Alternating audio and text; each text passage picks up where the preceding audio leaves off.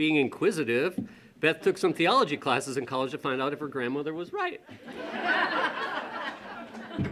That and her love of church camps compelled her to go to seminary at Emory University. She pastored in churches in Georgia and Oregon until she got a metaphysical kick in the pants to quit.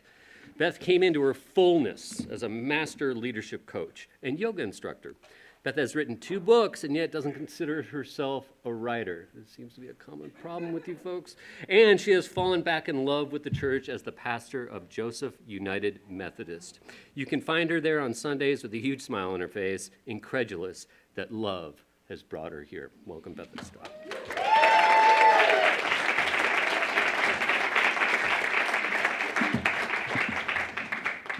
I'm grateful to be here tonight because Fishtrap has been such a gift to me.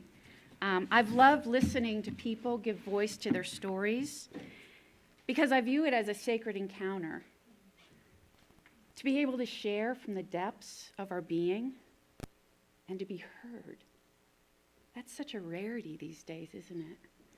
So thank you for holding space for me tonight so that I can be heard too. Tonight I'm going to be sharing an excerpt from the book I'm writing about my father who died this past year. This is part of the introduction to the book. To know a sociopath is to wrestle with cognitive dissonance.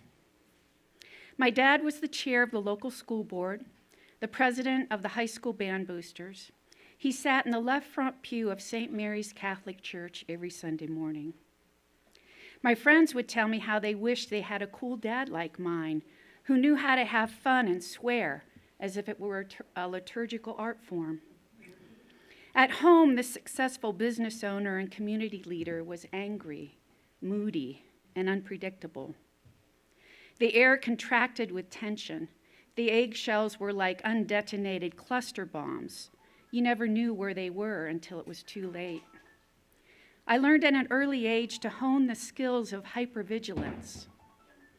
He groomed me to read his moods and appease him. I spent most of my life trying to win his love, which I now know he saw as a weakness to use to his advantage. When I was young, I feared my father. As a teenager, I dismissed him as ignorant. As I became an adult, I excused him as a narcissist. 5 years before he died, I learned of his sex addiction. It was only the last week of his life, when he could no longer talk, the real man came into focus for me. He tipped the scale of the antisocial spectrum towards sociopathy. If there were a sociopath hall of fame, he would have a place of honor because he made it to the very end without the big reveal. Statistically, 1 in 25 people are sociopaths. Look around you tonight.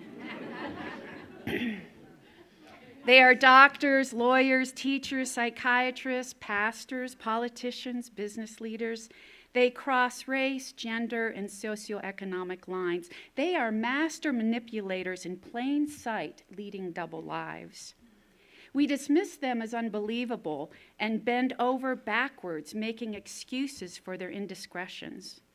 It is difficult for the rest of us to imagine someone who lacks a conscience or any capacity for an internal life. So we do the work of conforming, of forgiving, of excusing. This is what the sociopath counts on. It's his ticket to an entertaining life filled with drama and intrigue. The sociopath's kryptonite is boredom. His energy source is sympathy. When my father died, we began to take in the tsunami of destruction he left behind, not just in our family, but with the larger community. He literally broke bad, right under our eyes. And we didn't fully understand it until it was too late. So I am left picking up the shards of our relationship, questioning everything about my life. I've come to realize that my baseline of normal is highly skewed towards dysfunctional. I live with a warped sense of what it is to be loved and honored and cherished. It is the hum. underneath my existence, the wound that marks me as unworthy. And yet, I'm a survivor. I learned to know love and choose a life of compassion through the via negativa. This book is the story of that struggle in the midst of lies, abuse, and manipulation. It is the messy tale of how a family encountered the tragic truth, one story at a time, and became resilient in the process. To live with a sociopath is to get to know guilt in a very profound way. So my next piece is a conversation with guilt. Guilt. There was a time when I feared you, guilt, ran away from you, cowered in the corner of your prison, and pleaded with you to let me go. You said, "Don't you want to be a good girl, a kind person, a respected Christian leader? What kind of inhumane person would you be if you didn't listen to me and do as I say? I'm keeping you on the straight and narrow, and if not for me, you would be lost, unloved, a loser." Guilt. You were my pimp, and I did your bidding. As a rescuer of lost causes, mender of broken relationships, the one who could right the wrongs. You brought me to my knees, exhausted me with your lies, broke me with your false hope. You slyly say, "Hey, Beth, what would you rather do, course correct or feel into the dread of your worthlessness? You know, as long as you do what I say, you won't wallow in your own hell of shame." I protest. But guilt, why do you pester me when I have done nothing wrong and I am inherently good?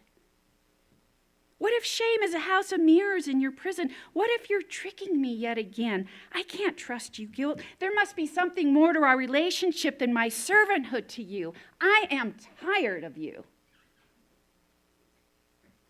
I ponder guilt because my father had stage 3 throat cancer, most likely caused by his sex addiction.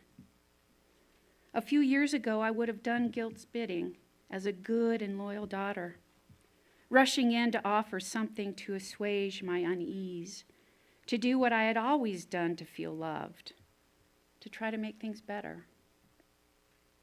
The last time we talked, Dad's speech was raspy and high-pitched, like The Godfather. He said, "I'm all alone.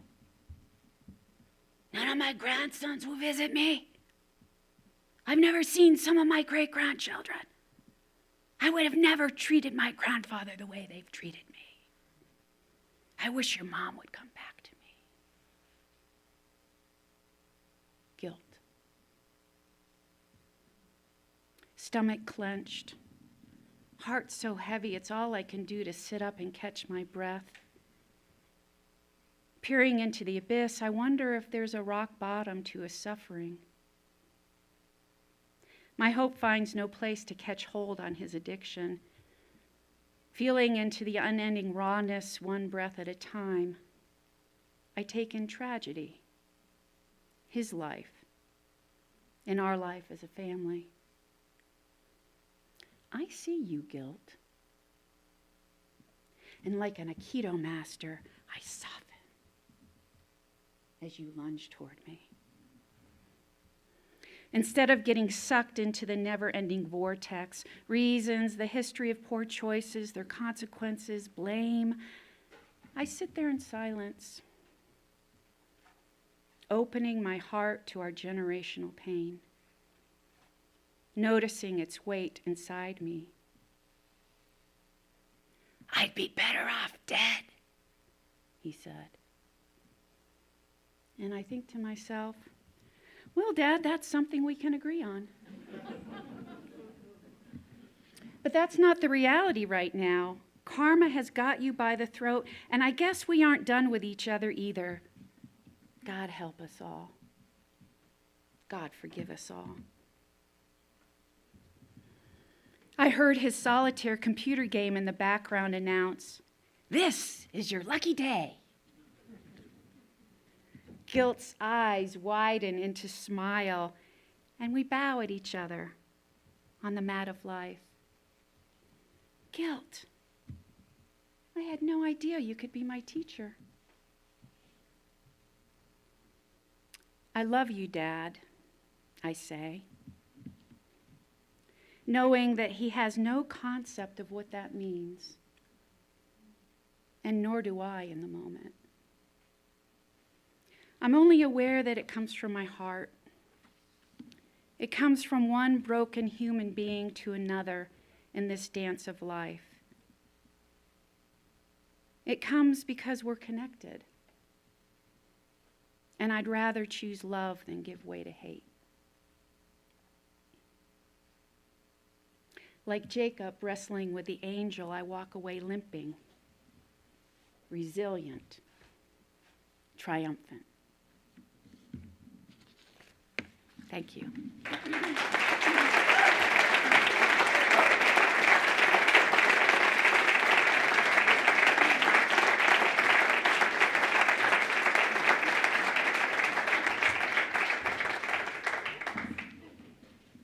Thank you. Well, man, today is a big day at Fishtrap. I'm just going to talk about a few things that just happened today.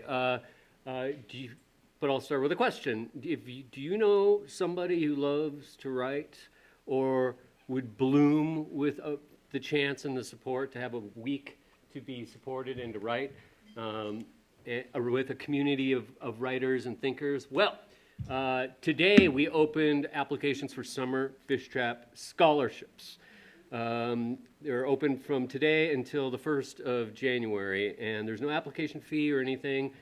So if anybody would, think that summer Fishtrap is something they'd love to do, but maybe the tuition could provide an obstacle, apply for a scholarship. We have 4 adult scholarships: the Bryn Lundy Memorial Scholarship, which is funded by the Lundy family, the Frank Connolly Memorial Scholarship. Frank was a longtime Fishtrap employee. The Sally Bowerman Bob Hall Scholarship for Women, and a general scholarship for anybody. You can learn more by just going to fishtrap.org. And today, also, we opened registration for our Outpost Writing in the Wilderness experiences. Several of you have been on one of those trips. We have 2 of them, one in June, Outpost on the Zumwalt Prairie with C. Marie Furman, and in September, Outpost on the Snake River and Hell's Canyon, which we do in conjunction with Winding Waters Rivers Expeditions. And that will be with Gary Ferguson and Miriam Clare. Those things tend to fill fast, so if you'd like to reserve a spot, I would recommend doing it sooner or later. And today we also, thanks for hanging in with me here. Today we also open registration for Winter Fishtrap. It's the clear thinking part of Fishtrap's mission, and we pick a theme every year to explore as a community. This year's theme is Can We Talk? It's about creating opportunities to have conversations with people even if you don't agree with them. It starts on Friday, January 12th with a keynote from Dr. Christine Hoover from Gonzaga University, who is a national expert on the study of hate. Other presenters include Fishtrap's writer-in-residence Jason Graham, otherwise known as Mosley Wada, J.C. So Happy from the Nez Perce Wallowa homeland, folks from the Wallowa Valley Center for Wellness, Wallowa Resources, Eagle Cap Wellness, Kokanee, and Braver Angels. So check that out at fishtrap.org. I could talk about it for a while, but that takes place MLK weekend, just after the new year. Okay, let's get to our next reader. Madeline Lau is a 6th generation Oregonian from a small grass seed town in the Willamette Valley. She's been a creative dilettante, or if you're like me, dilettante, as long as she can remember, and recently realized she has profound ADD. Madeline is a mom of 3 wild boys and her partner to her extremely patient significant other. When she moved to Wallowa County, Madeline noticed her skill set was designed for 19th century dinner parties. She's been working to remedy that. Meanwhile, Madeline writes stuff, plays music, freaks out, and wanders around in the outside. Please welcome Madeline Lau.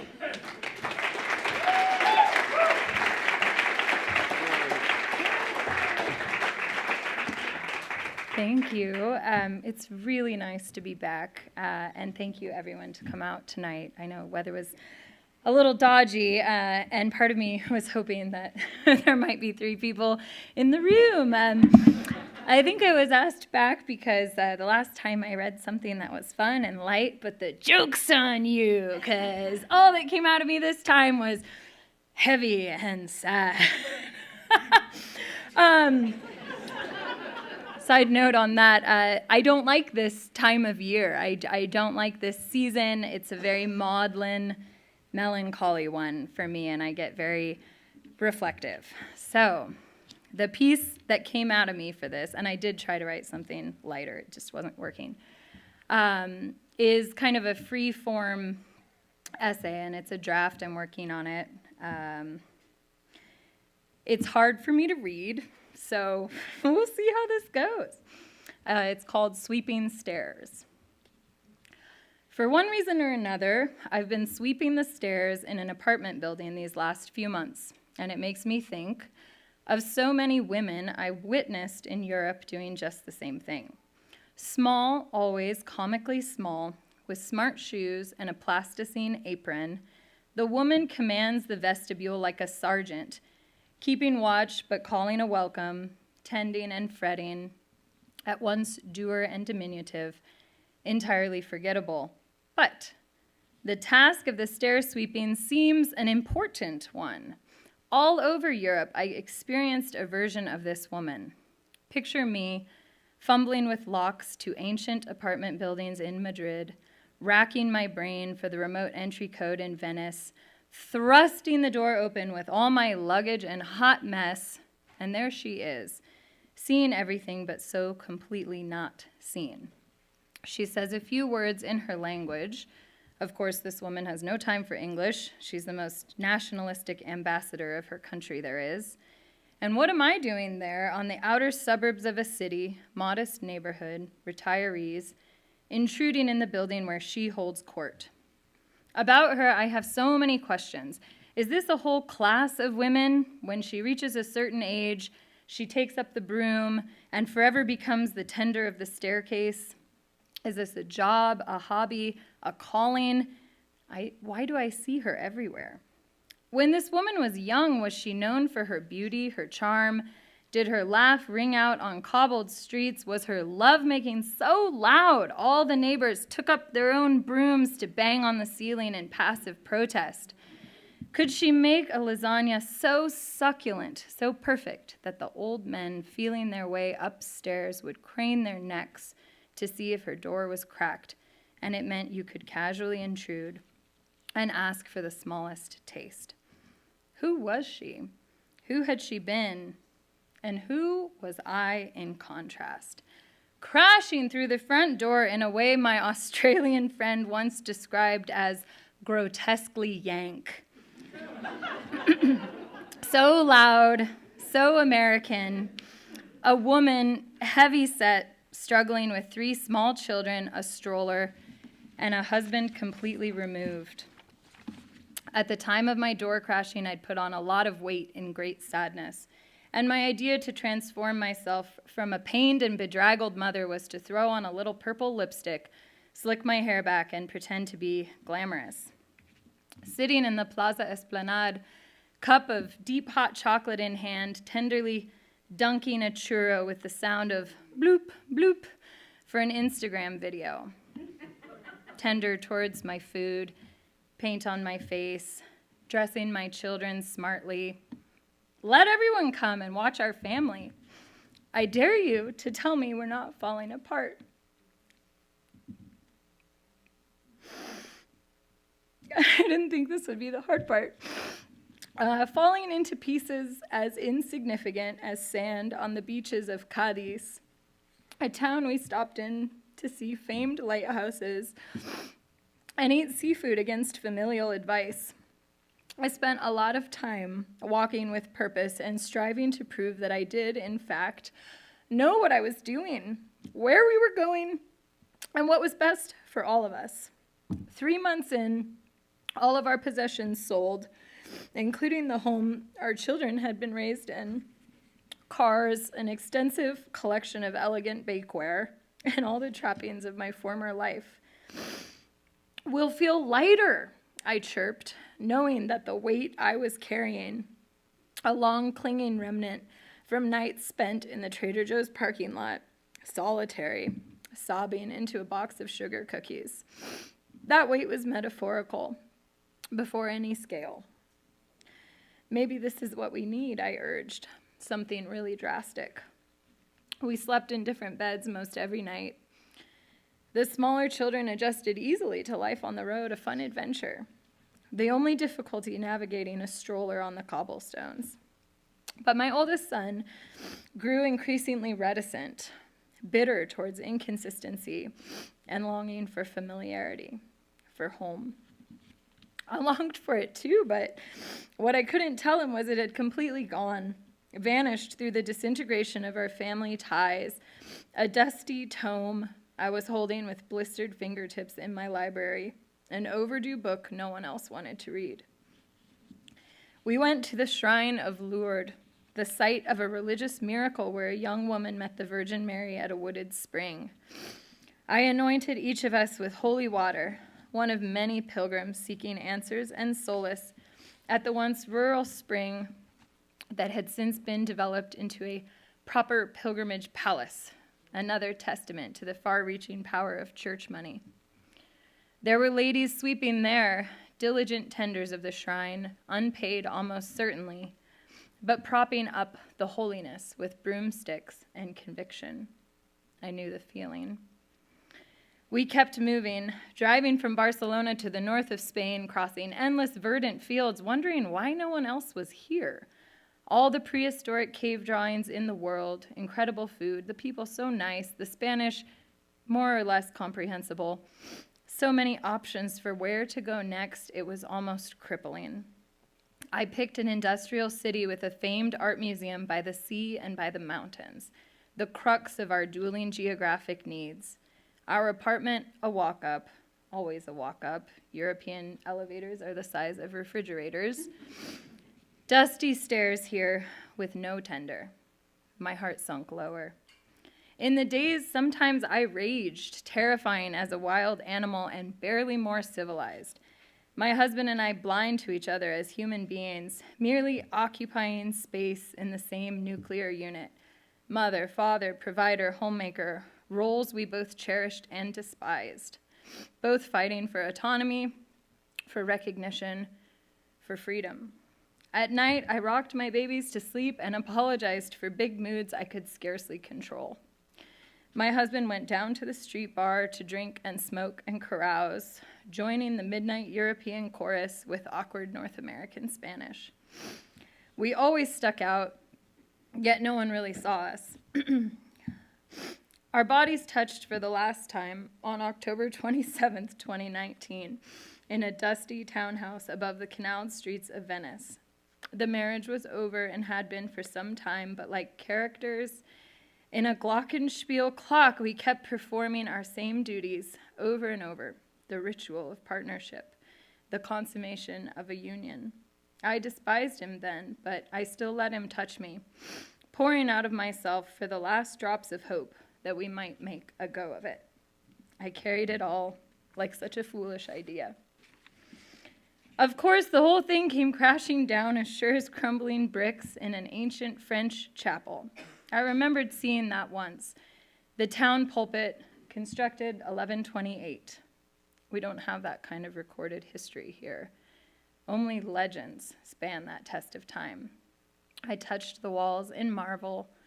I prayed aloud, please make it back. Cut to me sweeping now, my own kind of patriot stairwoman, methodically cleansing linoleum hallways that are rarely dirty. It's meditative. I was cleaning for extra money, socking away funds for emergencies and dreams. There was rarely anyone entering the building, and this is America, so mind your business, but it's Oregon, so maybe make small talk. A single father with a young child, crashing and yelling in ways my children used to do, could be heard in the corridor. I watched them somehow, even through closed doors. A couple spending a romantic weekend, leaving an apartment together, tenderly. She left a bra behind, and finding it felt like an intrusion on their love. These small windows into humanity, the role of the stair sweeper. If you pay attention, you receive a lot of information. I was charmed by it all, and I wondered back to the sweeping ladies of Europe. Did they see me as I saw them? Did they even notice? And if they looked, what glimpse did they catch? A woman drowning, or a woman determined to make it out, even if it meant burning herself alive?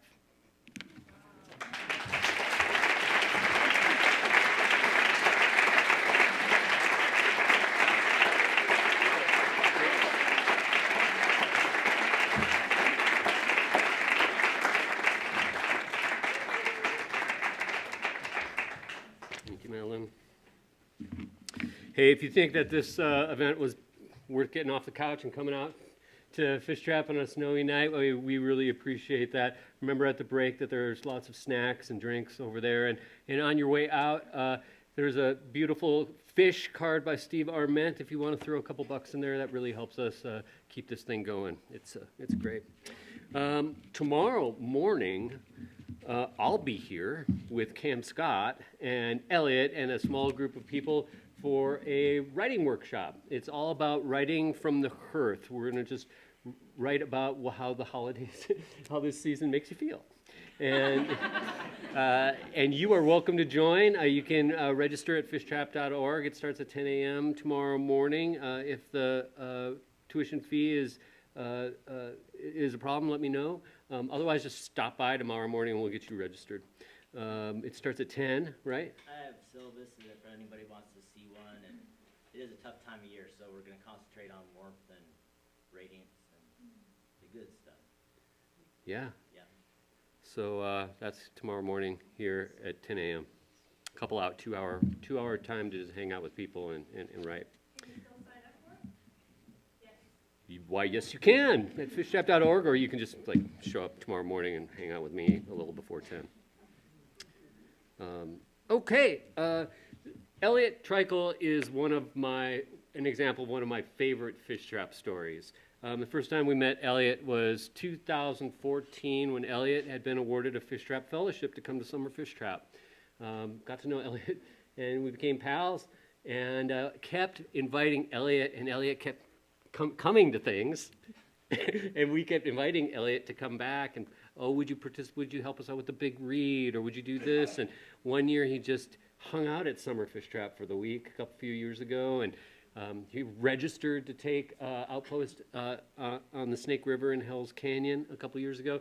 And this coming summer, he's joining the Summer Fish Trap faculty. And so those are some of my favorite stories. So here we go. Eliot Treichel is a writer, runner, and river enthusiast. His work includes the young adult novel, A Series of Small Maneuvers, highly recommended, and the short story collection, Close is Fine. Also, I love that book. Past Fish Trap Fellow, he's also the recipient of the Reading the West Award, the Oregon Book Awards Reader's Choice Award, and the Wisconsin Library Association Literary Award. Originally from Wisconsin, he now lives in La Grande, where he's an assistant professor of English writing at Eastern Oregon University. Welcome, Eliot Treichel.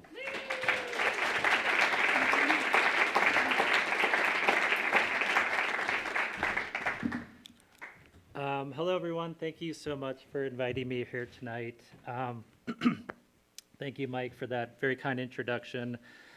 Fish Trap is such a special community, and it has had such a profound impact on my life, and I know many people's lives. So I'm just very humbled and grateful to have the opportunity to be here with you all. I think you know how special this is. This is amazing that there's this many people here. These readings are just awesome. This is very rare. So again, thank you, Mike and Shannon, and just Fish Trap in general. Tonight I'm going to read an excerpt from my current work in progress, which is a young adult novel titled Damien Mayhew's Secret Recipe for Life. I don't have a lot of time to set things up, so I'll just say that this novel is part love story, part story of addiction and grief, and it shares the journey of two teens trying to take control of their lives in a sometimes heartbreaking world. While the novel examines violence and trauma, it also contemplates a journey towards redemption, and it highlights characters who persevere, who find ways to become vulnerable and heal. Damien's story also examines the complicated and pressing issue of adolescent cannabis use and cannabis use disorder. I think there's some sirens out there. As Damien describes himself at one point, he's a stoner trying not to be a stoner anymore. This issue of cannabis use disorder is especially acute in states like Oregon, where cannabis has been decriminalized. And it only becomes more complicated as a growing number of states move in that same direction and as researchers understand more and more about how cannabis affects adolescent minds. So very quickly, I just want to clarify that I am not taking any sort of moral stance on this issue, and the novel also doesn't take any sort of moral stance on the issue. I feel very strongly that YA literature should not be preachy. It shouldn't be moralizing. And I feel equally strongly that if your goal is to write if you're writing a young adult novel and your goal is to lecture adolescents or perform a kind of like, I'll show you, finger wagging, you're working in the wrong genre. Okay, so this chapter I'm going to read comes about 2/3 of the way through the novel, and a few things to know. At this point in the story, Damien, our protagonist, has been doing mandatory community service at the public library. He has finally agreed to start attending groups, something he's been very reluctant to do. Benjamin is Damien's counselor. You'll hear mention of Mr. R, who is Damien's teacher at this alternative high school he's going to. There's some reference to some friends from school, or maybe past friends, as Damien's kind of reassessing his relationship with these folks. And then there's Mason, who really was Damien's childhood best friend before being killed in a mass shooting. And then there's the El Presidente, which is the apartment complex where Damien lives with his mom. It's actually the El Presidente, but the E fell off the end.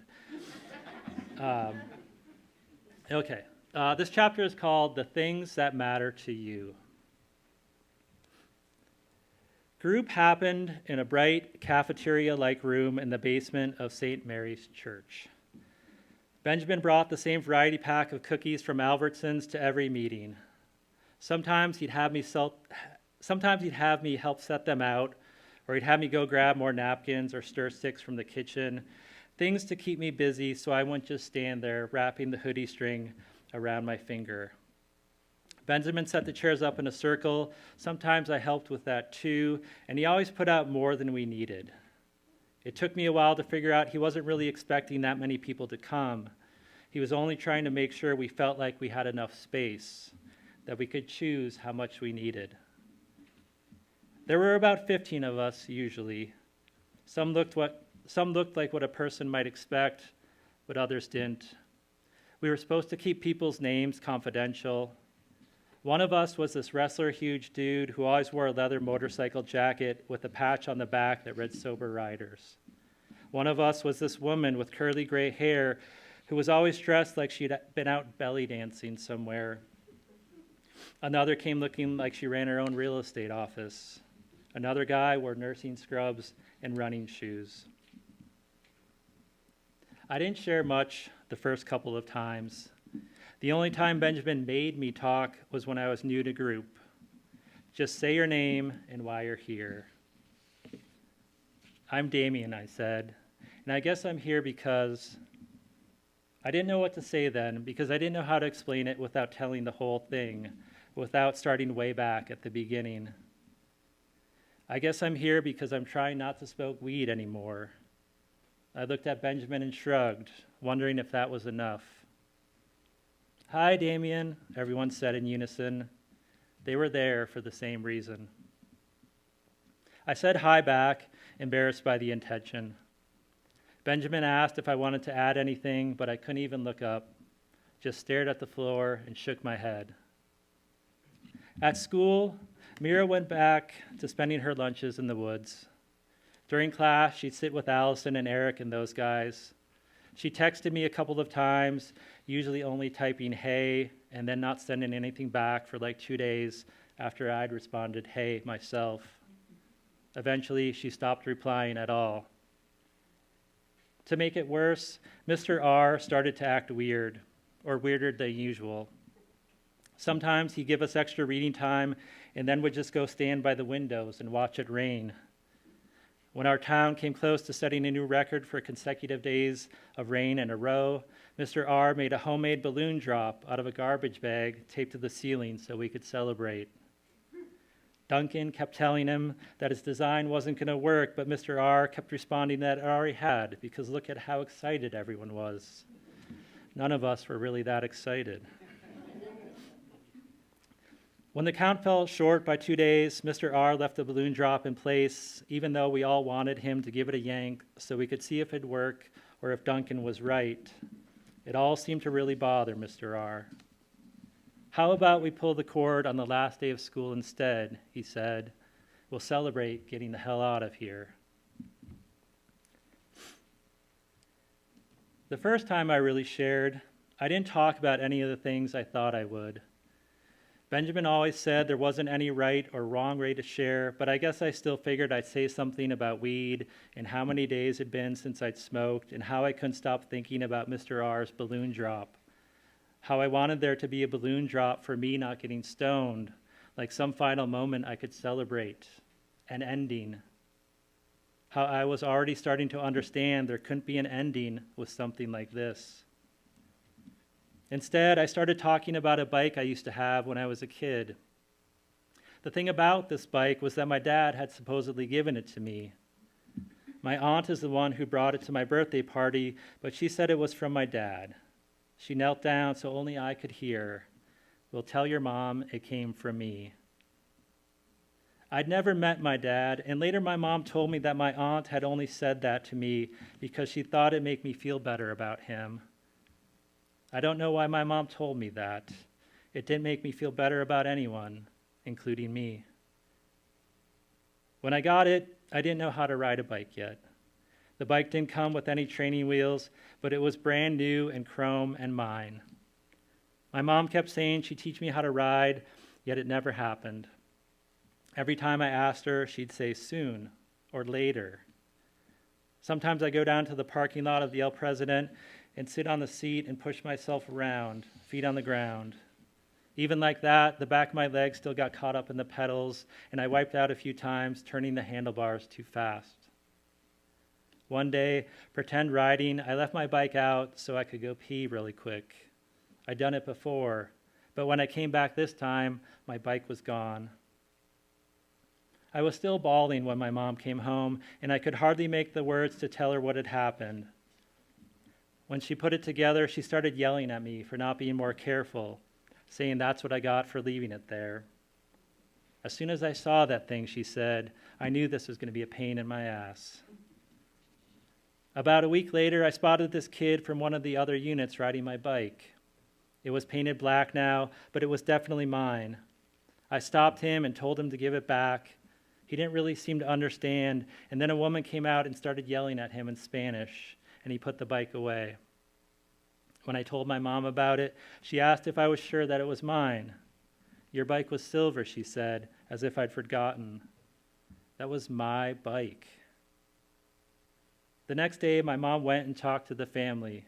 She spoke with the boy's sister, who translated for her parents. They'd bought the bike, already painted black, from another neighbor for $30. They didn't say which neighbor because they didn't want to get into trouble.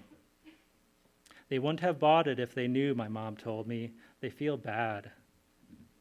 I figured my mom would just give them $30 and then I would get my bike back. Maybe we'd get those training wheels and she would finally teach me how to ride. I could even share the bike with the other boys sometimes, or he'd get his own bike and we'd ride around together and be friends. What happened, though, was nothing. The family didn't offer the bike back Or if they did, my mom told them to keep it because she didn't really want to deal with it. She didn't give them $30. She didn't call the cops. I didn't get a replacement for another thing my father never gave me.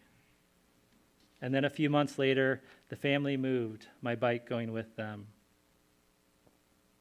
But every day before that, I told the group, every day before that, I'd come home from school or wherever, and I'd go outside and play, and there would be my bike in the bike cage. If he was riding it and I came out, the other kid would stop and go lock it up, then head inside. Meanwhile, my mom acted like it was over, like things were settled. Then she went back to saying, whose fault is it for not putting it away if you didn't want it to get stolen? Everyone in the circle was looking at me. I couldn't really remember why I'd been telling the story in the first place. I don't know, I continued. I haven't thought about that in a while, but she was right.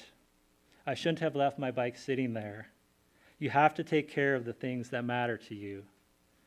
I guess it just seems like a pretty crappy thing to happen to you as a kid, the way you find out how people can hurt you. After the family left, Mason and his dad moved into their apartment. When Mason was there, I didn't have to worry about locking things up.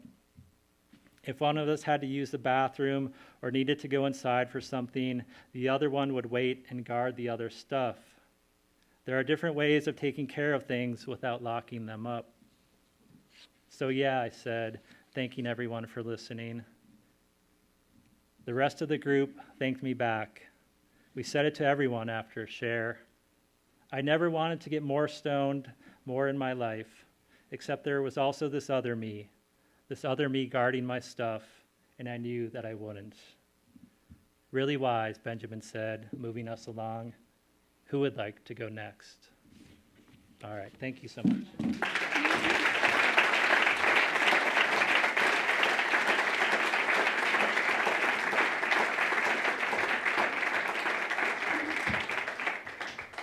So it's time for intermission, and I'm just going to talk to you briefly about some other opportunities that there are going to be. Speaking of opportunities, I am Jennifer Hobbs, the Development and Outreach Manager here at Fishtrap. If I haven't met you before, I hope to meet you soon. I've had this amazing opportunity in the last year to learn a lot more about Fishtrap. I have been participating with Fishtrap since 1999. My family moved here, but I've been working here for about a year and a half. And one of the great things that happened to me this week is some kids who I have known since they were born are being amazing leaders and doing things with Fishtrap that are profound and inspiring and affirming. And I think that my own child asked me the other day, what is your favorite Greek name? Or he gave me lots of leeway, He said, just somebody ancient. And I said, I have to think about it. And then I knew pretty quickly it was Hestia, who's the guardian of the hearth, the sweeper of the hearth. Hestia makes sure that the fire is glowing and that the welcome is there and that the warmth is available. And Eliot said, and it's true, that it's unusual for this many people to share a hearth. And I think it is amazing that we get this opportunity, and it's profound and rare. So with that in mind, I am going to give you the opportunity to guard this hearth by either, if you're not already a fish trapper, ask me about what it means. It's a monthly giving program.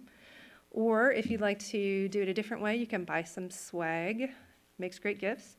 Or you can do an end of the year giving. We're doing our campaign right now. Or you can have a glass of wine. Or there's a new opportunity just launched today, and that is the raffle. The winter raffle has opened, and the way this works is it's $5 a ticket, or you can get 5 for $20, and there are 3 prizes. The first person who gets drawn out of the festive holiday tin gets to choose among the 3 prizes. The second person gets to choose from the remaining 2 prizes, and the third person I call and say, guess what you won? One prize is a pie a month for every month in 2024. So, the Hobbs family will be supplying either all or most of those pies. Although I am hoping for maybe an end of the year sort of match from some of our pie maestros and like Janie Tippett maybe, so there might be a matching thing, but there will be pies. Somebody asked if I could do gluten-free crusts, and yes I can. So if you have variations on a theme, let me know. So that's one prize. Another prize is 50% coupon off of a writing workshop, such as the one that's happening tomorrow. And it can be in person or online, and Cam's is going to be a great one tomorrow, but there's Mike puts together terrific writing workshops all through the year. And the third prize is a bag of swag that includes one of the cool sweatshirts you can swap out for something that you like, and a mug, and a notebook, and a pen. And please, come have cookies, come have wine, feed the fish, and tend the hearth. Thank you so much for being here.